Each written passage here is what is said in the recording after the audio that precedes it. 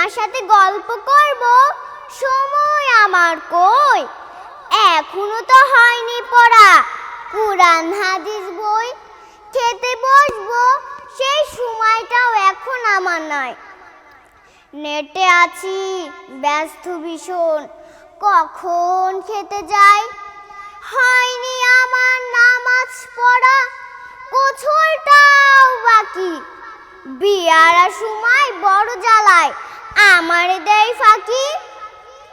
আরো জ্বালায় চক্ষু দুটো, চশমা পড়া লাগে। শুয়ের ভিতর সুতো ঢুকায় দাদি আমার আগে। ফুলের সুবাস, পাখির গান শোনার সময় কই। জ্যোৎস্না দেখার মানুষ আমি এখন তো আর নয়।